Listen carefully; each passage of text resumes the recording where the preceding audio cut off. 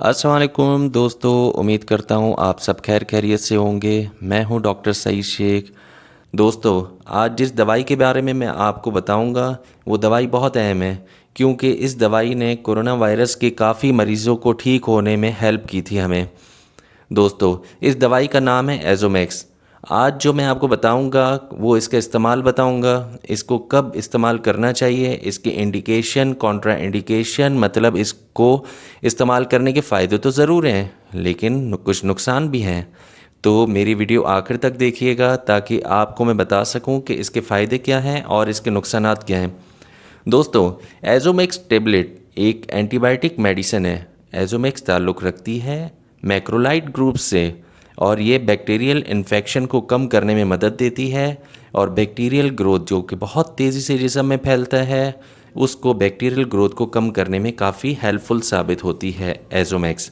एजोमैक्स 250 mg में भी available है, 500 mg में भी अवेलेबल है और पाउडर फॉर्म में भी अवेलेबल है।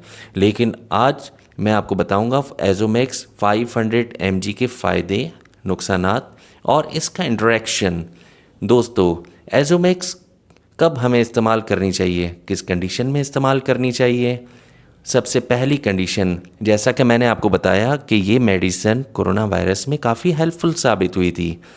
तो upper and lower respiratory tract infection, मतलब कि आपके रेस्पिरेशन, सांस लेने के अमल में जो इन्फेक्शन था उसमें ये दवा काफ़ी मौसर साबित हुई।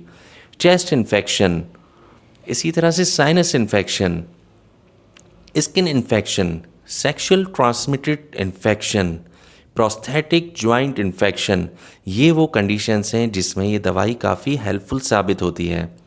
दोस्तों, अब इसके फ़ायदे तो हैं लेकिन इसके नुकसानात भी हैं। नुकसान क्या हो सकता है इसका? चेंज इन टेस्ट, मतलब ज़बान का टेस्ट महसूस ना होना और डिजीनेस, गुनूदगी, उसके अलावा डिक्रीज एपिटाइट, भूख का कम लगना, नौजिया फील होना, कै आना, सिकनेस, अच्छा महसूस ना करना। आपके पखाने में अगर ब्लड आता है तो आप इस मेडिसिन का इस्तेमाल रोक दीजिए। आई डिस्कम्फर्ट, आँखों में अच्छा महसूस ना होना, आँखों में इरिटेशन फील होना और नींद का ना आना या स्लीप डिसऑर्डर, उसके अलावा विजन डिसऑर्डर, मतलब आपको धुंधला सा नज़र आ रहा है। तो अगर ये सारी कंडीशंस हो रही हैं आपको तो आप एजोमैक्स का इस्तेमाल फ़ौरन से रोक दीजिए, उसका इस्तेमाल नहीं कीजिए, या तो फिर अपने फिजिशियन को इस बारे में ज़रूर बताइए कि डॉक्टर साहब मुझे ये सारी कंडीशंस हो रही हैं, क्या अब आप मेरी मेडिसिन चेंज करेंगे या एजोमैक्स को मैं जारी रखूं। अब क्या है कॉन्ट्रा इंडिकेशन? कॉन्ट्रा इंडिकेशन जैसा कि मैंने आपको बताया कि ये तो है ही, लेकिन और किस कंडीशन में अगर आपको ये दवाई सूट नहीं करती तो नहीं लेनी चाहिए।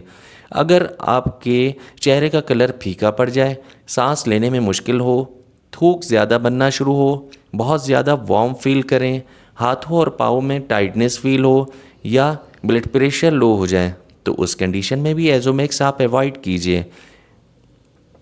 मेरे प्यारे दोस्तों, आप जब भी डॉक्टर अपने फिजिशियन के पास जाएं अपनी कोमॉर्बिड ज़रूर बताइए। कोमॉर्बिड्स क्या होते हैं, मतलब पास में आपको कोई सीजर्स तो नहीं है, बताएं। उसमें कौन कौन सी कंडीशन आप बता सकते हैं। अगर आपको गुर्दे का मसला हो या आपको एपिलेप्टिक कोई शॉक्स पड़ते हों या फिर किडनी फेलियर के आप पेशेंट हैं या गैस्ट्रिक अल्सर है, अगर आपको अल्सर हो, तेज़ाबियत हो, तो इस सूरत में अपने फिजिशियन से मशवरा करके फिर एजोमैक्स का इस्तेमाल कीजिए। आपको लिवर डिजीज़ तो नहीं है, आपको हार्ट डिजीज़ हो, आपके इरिथमियास हो। इरिथमियास क्या होते हैं? हार्ट में जो ईसीजी होती है वो सही से ना हो या आप हार्ट पेशेंट हो, उस कंडीशन में अपने फिजिशियन से ज़रूर रब्ता कीजिए। मेरी ऐसी बहनें जो कि प्रेग्नेंट हों और या ब्रेस्ट फीडिंग पर हों, तो उस कंडीशन में भी अपने फिजिशियन से, गायनेकोलॉजिस्ट से पूछकर फिर इस मेडिसिन का इस्तेमाल कीजिए। अब सवाल ये आता है कि एजोमैक्स खाने से पहले लेनी चाहिए, खाने के बाद?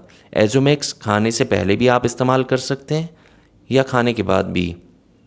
हाँ, अगर आपको स्टमक पेन हो रहा हो या उल्टी महसूस हो रही हो, नौजिया फील हो रहा हो, तो फिर इसका इस्तेमाल आप देखें कि खाने से पहले आपको ये कंडीशन फ़ील हो रही है या खाने के बाद, तो फिर आप अपने फ़िज़िशियन से रब्ता कीजिए और फिर वो आपको गाइड करेंगे कि इसको खाने से पहले लें या खाने के बाद। इसका डोज़ कितना लिया जाता है? Dose 500 mg once daily. Daily एक आप कैप्सूल और 5 दिन तक इस्तेमाल कर सकते हैं। उसके अलावा अगर फिर भी आपके सिम्टम्स सही ना हो रहे हों तो अपने फ़िज़िशियन से रब्ता कीजिए। अच्छा, किस कंडीशन में ये इंटरैक्शन होता है एज़ोमैक्स और दूसरी मेडिसिन का? अब दूसरी मेडिसिन आप ले रहे हैं तो उस कंडीशन में ये मेडिसिन लेने से अवॉइड कीजिए। आप अगर ले रहे हैं ब्लड थिनर वारफेरिन वारफेरिन का इस्तेमाल कर रहे हैं या बर्थ कंट्रोल करने के लिए पिल्स यूज़ कर रहे हैं, दवाई का इस्तेमाल कर रहे हैं बर्थ कंट्रोल के लिए, उसके अलावा कोलेस्ट्रॉल को कम करने के लिए दवाई इस्तेमाल कर रहे हैं, या हार्ट की प्रॉब्लम की वजह से हार्ट की मेडिसिन आप यूज़ कर रहे हैं, तो उस कंडीशन में अपने डॉक्टर से ज़रूर फिजिशियन से रब्ता कीजिए ताकि वो आपको सही गाइड कर सकें।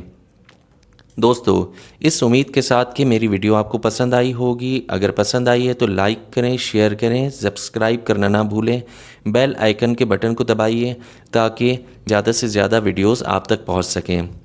बहुत बहुत शुक्रिया। अल्लाह ताला आप सबको खुश रखे, अपने हिफ्ज़ व अमान में रखे। डॉक्टर सईद को दीजिए इजाज़त। अल्लाह ताला आप सबका हामी नासिर हो। अल्लाह हाफिज़।